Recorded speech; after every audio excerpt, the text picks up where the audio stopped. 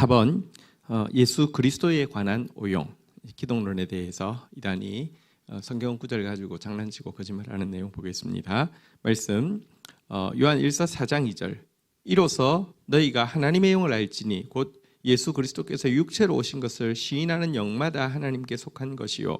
요한 2서 1장 7절 미혹하는 자가 세상에 많이 왔나니 이는 예수 그리스도께서 육체로 오심을 부인하는 자라. 이런 자가 미혹하는 자요 적 그리스도니. 자, 이 두 구절은 동일하게 예수님의 성육신을 부인하는 것, 이것은 이렇게 하나님께 속한 자가 아니다, 적 그리스도다 이렇게 이야기하고 있는데요.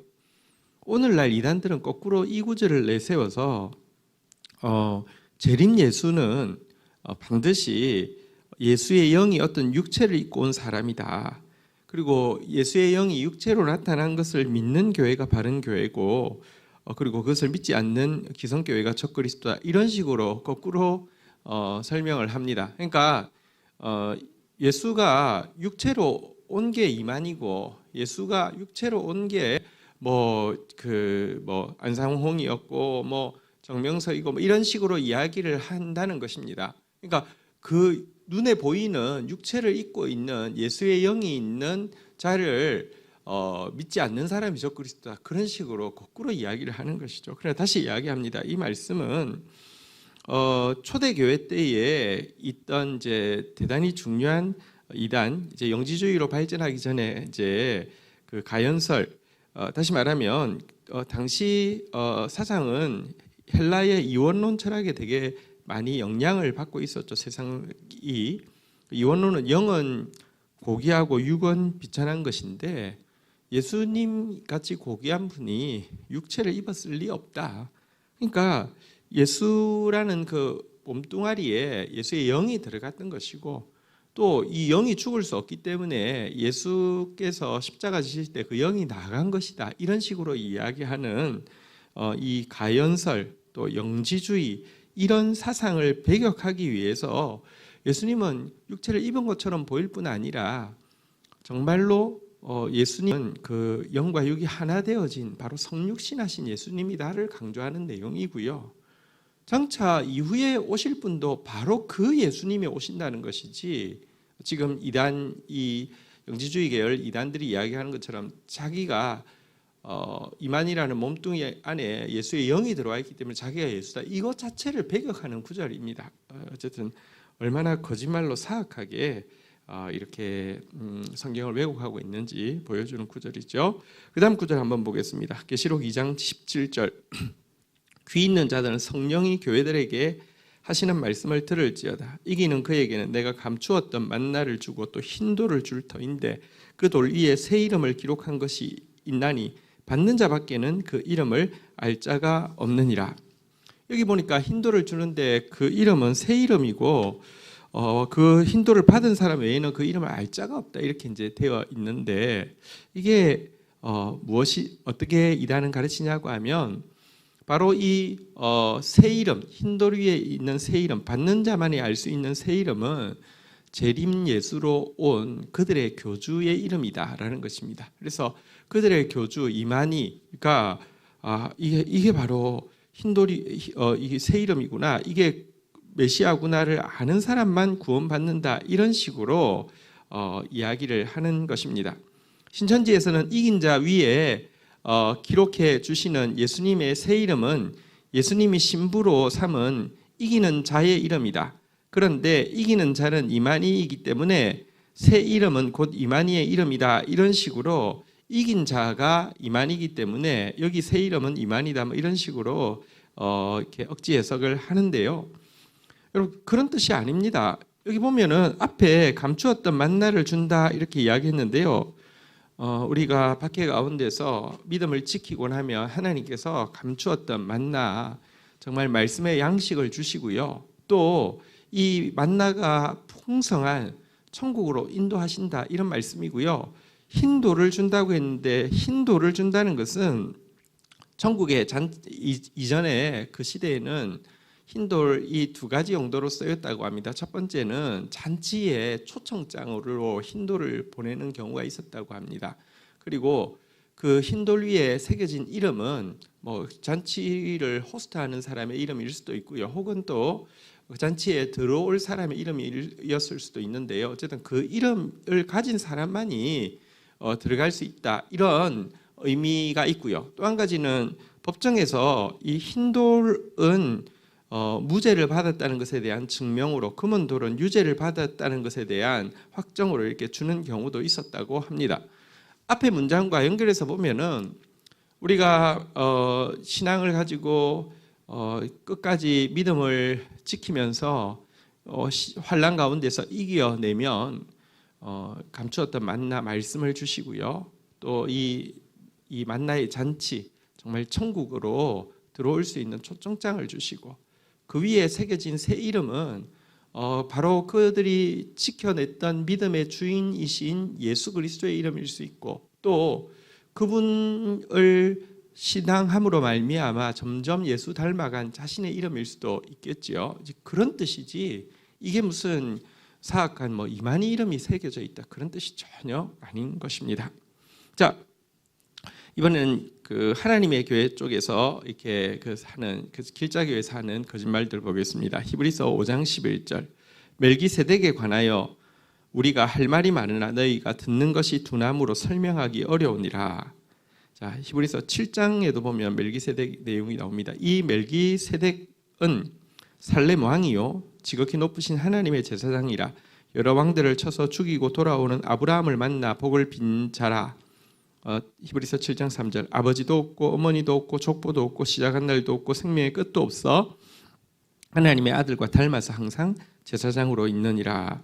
이런 그 멜기세덱에 대한 특별한 구절들이 있는데요. 자, 이것을 어떻게 길자교에서 해석을 하느냐? 이 멜기세덱이 바로 안상홍이라는 것입니다. 멜기세덱에 대해서 할 말이 많지만 왜 설명하기가 어려웠을까? 왜냐하고 하면 멜기세덱은 아비도 없고 어미도 없다고 하는데, 이 멜기세덱은 다시 말하면 아비도 없고 어미도 없다는 것은 믿음의 뿌리가 없다, 불신 가정에서 태어나야 한다는 말이다. 족보가 없다는 말은 이방인으로 태어나야 한다는 말이다. 그리고 멜기세덱이 아브라함에게 떡과 포도주로 축복을 빌어준 것은 안성홍이 떡과 포도주의 유월절에 영생의 축복을 빌어주었기 때문에 멜기세덱이 바로 안상홍이다, 이런 식으로 설명을 합니다. 참 기가 막힌 설명인데요. 여러분, 그러니까 그 당시 유대인들에게 장차 멜기세덱이 나올 텐데 이 멜기세덱에 대해서 설명하기 어렵다고 했던 이유는 유대인들 입장에서 여기 나중에 대한민국에 태어날 안상홍을 설명하기 어려웠다, 이런 식으로 해석을 하는데요. 정말 말도 안 되는 이야기입니다. 우선 이 멜기세덱이라는 인물은 실존 인물입니다. 어떤 신화가 아니라 실존 인물인데요. 소돔과 고모라 근처에 살렘이라는 도시가 있었습니다. 이 살렘의 왕입니다.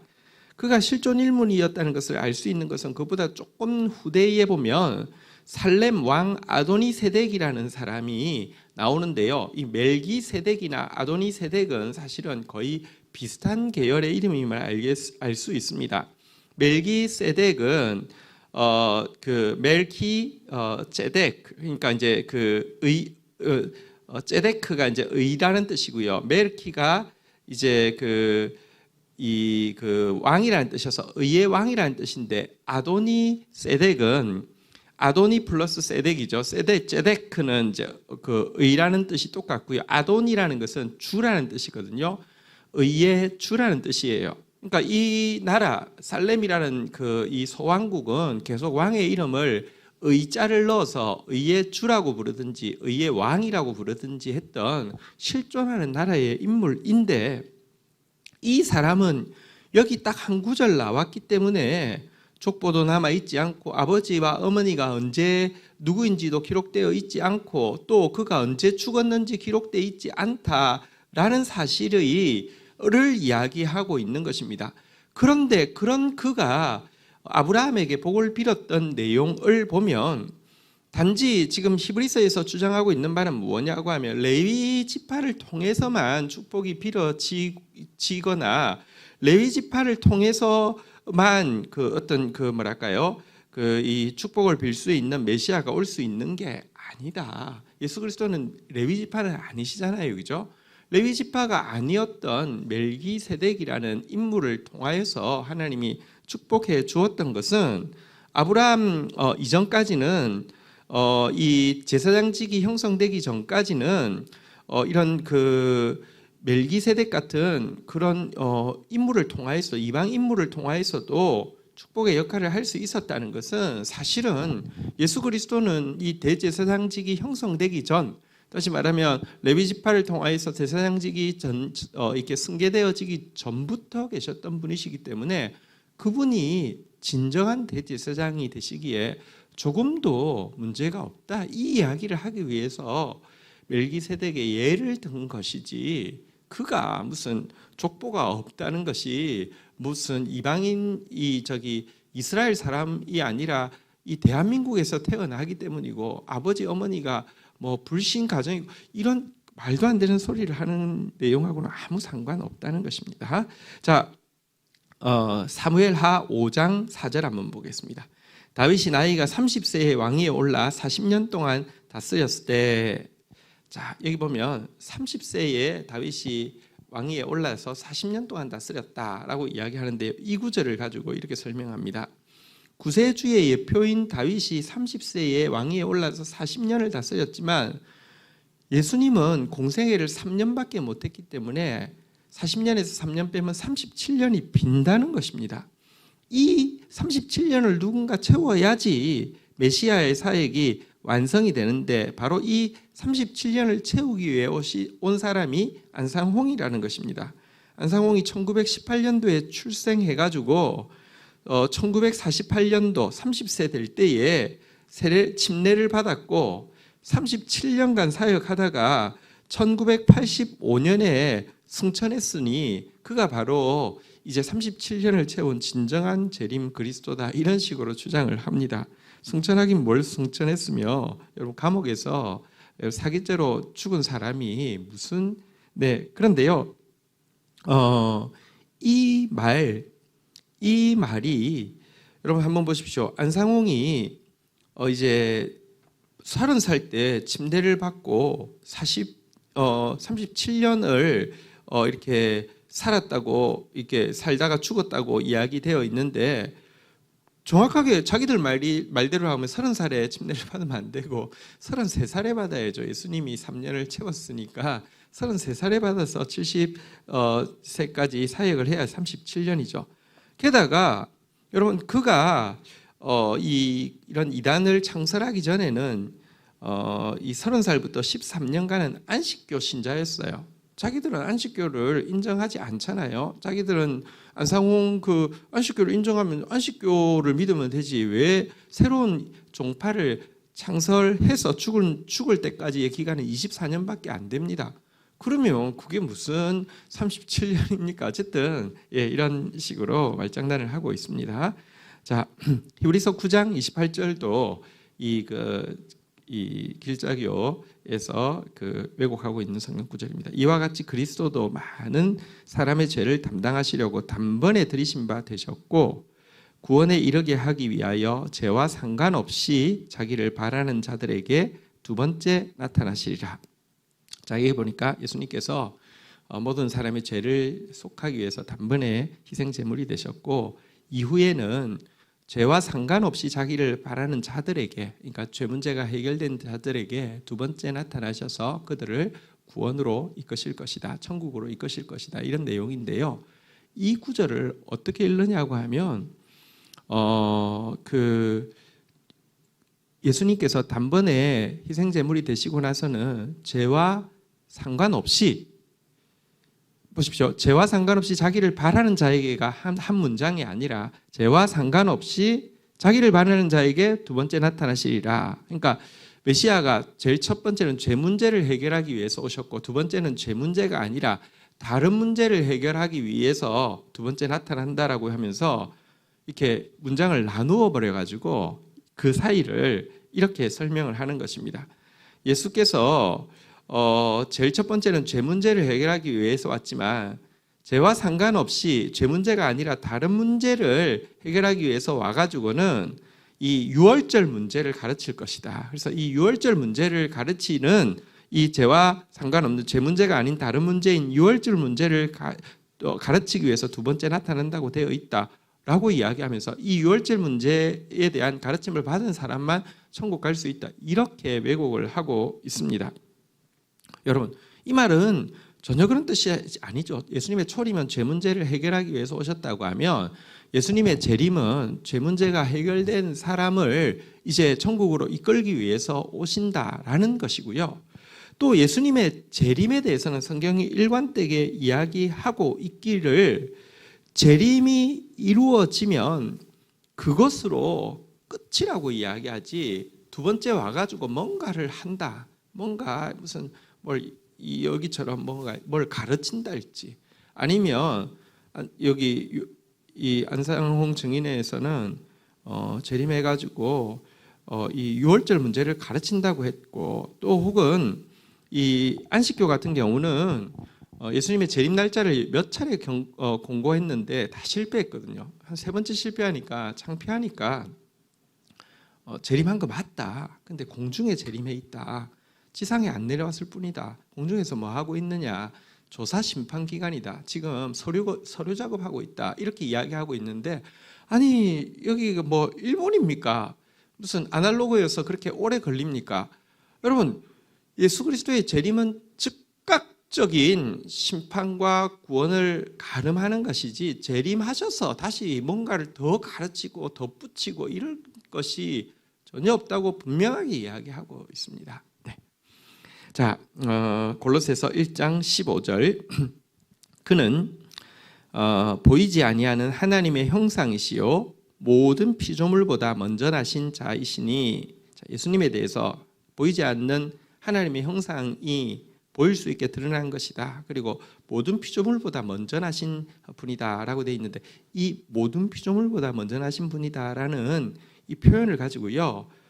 예수님은 아주 뛰어난 피조물, 모든 다른 피조물하고는 좀 레벨이 다른 피조물이다라고 이렇게 주장을 하고 있습니다. 그러니까 뭐 여호와의 증인이나 이런 그 이단들에서는 예수 그리스도의 신성을 인정하지 않거든요. 그런 데서는 이렇게 예수님이 모든 피조물보다 먼저 나신 피조물이다라고 이야기하지 않았냐 식으로 이 성경 구절을 왜곡을 하고 있는 것이죠. 그런데 여러분 이게 우리가 다른 성경 번역본만 봐도 그런 뜻이 아님을 알 수 있습니다. 현대인의 성경으로 보면 그분은 보이지 않는 하나님의 모습이며 하나님께서 모든 것을 창조하시기 전에 계셨던 분입니다. 또 여기 쉬운 성경에 보면요, 아무도 하나님을 보지 못하였으나 예수님께서는 하나님의 모습을 보여주셨습니다. 그리스도는 이 세상 만물보다 먼저 계신 분입니다. 이렇게 해석을 하고 있습니다. 그러니까 피조물 중에 먼저 난 피조물이라는 뜻이 아니라 모든 피조물이 존재하기 전부터 존재하셨던 하나님이다라는 뜻입니다. 예수 그리스도가 하나님과 동일한 본질을 가지고 있는 완전한 하나님이다라는 사실은 초대교회 때 니케아 공의회를 통해서 콘스탄티노플 공의회를 통해서 칼세톤 공의회를 통해서 확정되어지고 천명되어진 성경 전체에서 가르치고 있는 중요한 이렇게 내용이죠. 예수님이 피조물이라는 주장은 초대교회에서 정확하게 검증하고 철퇴를 내린 이단의 가르침에 지나지 않습니다. 예수님은 하나님과 동일하신 하나님이십니다. 베드로전서 3장 18절 내용 또 보도록 하겠습니다. 그리스도께서 단번에 죄를 위하여 죽으사 의인으로서 불의한 자를 대신하셨으니 이는 우리를 하나님 앞으로 인도하려 하심이라. 육체로는 죽임을 당하시고 영으로는 살리심을 받으셨나니. 자, 여기 보니까 또 예수님이 육체로는 죽임을 당했는데 영으로 살림을 받았다라는 이 구절이 있는데요. 이 구절을 가지고 거의 대부분의 이단들이 강조합니다. 예수님은 육체는 부활하지 않았고 영만 부활했다라고 주장을 하는 것입니다.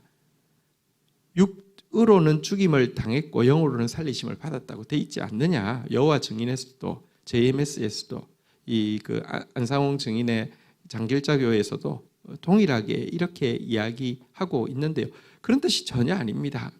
이 성경 구절의 내용은요, 죄가 없으신 그리스도의 죽음은 불의한 인류의 대속의 값을 지불하기에 조금도 부족함이 없는 단번 제물이 되셨다. 이와 같은 구원 역사로 말미암아 죄의 장벽은 무너지게 되었고 우리는 하나님 앞에 나아갈 수 있는 자유를 얻게 되었다. 이 때문에 예수님의 죽음을 육체적인 관점에서 보면 분명히 패배의 죽음처럼 보이지만 영적인 관점에서 보면 승리의 그 살리심을 얻은 것이다, 이런 뜻이지 육체는 부활하지 않았는데 영만 부활했다는 뜻이 전혀 아닙니다. 예수님은 부활하시고 나서 도마 때 말씀하셨죠. 그 손을 내밀어서 한번 만져보라라고 이야기하시면서요. 또 음식도 예수님께서 직접 잡수시면서요. 그런데 또 이야기합니다. 그런데 예수님이 어떻게 제자들이 방에 모여 있는데 벽을 뚫고 들어오느냐, 그 영이라는 뜻 아니냐, 이런 식으로 이야기를 하는데요. 예수 그리스도의 이 몸은, 부활하신 몸은 신령한 몸이어서 부활 전의 몸과는 차원이 다르다고 설명하지 영이라고 이야기하고 있지 않습니다. 성경은 계속 우리의 부활한 신령한 몸과 우리 현재 입고 있는 몸의 차이에 대해서도 잘 설명하고 있는데요. 현재 우리가 입고 있는 몸은 약한 몸이고요, 썩을 몸이고요, 욕된 몸이고요, 죽을 몸이라고 하면 부활할 몸은요, 강한 몸이고요, 썩지 않을 몸이고요, 그 영광스러운 몸이고요, 죽지 않을 몸이라고 이야기합니다. 그러면서 이렇게 설명해봤자 우리가 이해할 수 없으니까 쉽게 비유를 하는 것은, 한번 보십시오. 꽃은 얼마나 아름답고 화려하고 또 이렇게 꽃 종류에 따라 좀 다르지만 크다고 하면, 그런 꽃의 씨앗을 보면요, 너무 작고 씨앗이 이쁜 거 봤습니까? 초라하고 보잘것없잖아요, 그죠? 근데 이 씨와 이 꽃은 모양은 전혀 다르지만 여러분 사실은 동일한 거잖아요. 이 DNA가 똑같잖아요. 이 씨앗이 우리 현재의 육체라고 하면 이 꽃이 우리의 신령한 육체, 부활할 육체라고 이야기하고 있고, 예수님은 바로 그 신령한 육체로 부활하셨지 영만 부활하고 육은 부활하지 않았다, 이렇게 가르치고 있지 않다는 것입니다. 자, 이제 기독론에 대한 예수 그리스도에 대한 가르침 중에서 이단이 왜곡하고 있는 마지막 중요한 내용 한번 보겠습니다. 이사야서 46장 11절, 내가 동쪽에서 사나운 날짐승을 부르면 먼 나라에서 나의 뜻을 이룰 사람을 부르며 먼 나라에서 나의 뜻을 이룰 사람을 부를 것이라. 내가 말하였은즉 반드시 이룰 것이요 계획하였은즉 반드시 시행하리라. 여기 보면 동쪽에서 먼 나라에서 나의 뜻을 이룰 사람을 부를 것이다 라고 이야기를 했습니다. 근데 여기 보면 동쪽에서 나의 뜻을 이룰 사람을 부를 거라고 했는데, 이 동쪽이 뭐냐? 동방의 예의지국이라고 불리우던 대한민국을 가르친다. 그래서 내가 바로 동방의 예의지국에서 온 재림예수다라고 이야기를 우리나라에서 나타난 이단들은 대부분이 이야기합니다. 안상홍도 당연히 그렇게 이야기하고요. 여기 다 동방이 대한민국이라고 이야기하는데요. 근데 성경을 잘 봤으면 동쪽에서부터 사나운 날짐승을 부를 것이다 이렇게 이야기했는데, 이 사나운 날짐승, 자기가 사나운 날짐승 정말 맹수고 그 하이에나 같은 존재라고 스스로 인정하는 것이 되겠죠. 이 말은 동쪽에서부터 나의 뜻을 이룬다는 것은 동쪽에서부터 하나님께서 당신의 뜻인 이스라엘에 대한 심판을 이루기 위해서 나라를 일으켜서 이제 여기 바벨론을 일으켜서 이스라엘 멸망시킨다, 그런 뜻이지, 동쪽에서 메시아가 오고 그 동쪽은 동방 예의지국인 한국이다, 그러니 내가 바로 동방에서 온 재림 예수다, 이렇게 주장하는 것 정말 허망한 이야기입니다. 이렇게 생각하면 성경의 동쪽에서 왔다고 하는 동방 박사는 그러면 한국 사람이 되고, 동방의 의인으로 나와 있는 욥은 한국 사람입니까? 여기 동방은 페르시아, 또 여기 동방은 고레스를 상징할 때, 혹은 또 심판하는 동방은 또 이제 이 그 바벨론을 이야기할 때 계속 이제 사용되고 있는 것이죠. 또 우리가 이렇게 하도 동방의 예의지국 대한민국이라고 이야기하니까 아예 중국에서 대륙에서 스케일이 다른 이란이 나타났죠. 이란 이름 뭔지 아십니까? 동방번개입니다. 동방에서 나타난 번개라고요. 생각해 보면 한국보다는 중국이 더 진짜 진정한 동방 아닙니까? 동방번개. 여러분 전혀 그런 뜻이 아닙니다. 어쨌든 성경을 그 내용을 정확하게 알고 보면 정말 우스꽝스러운 이야기를 이렇게 빗대 세우면서 주장하고 있는 내용에 지나지 않습니다.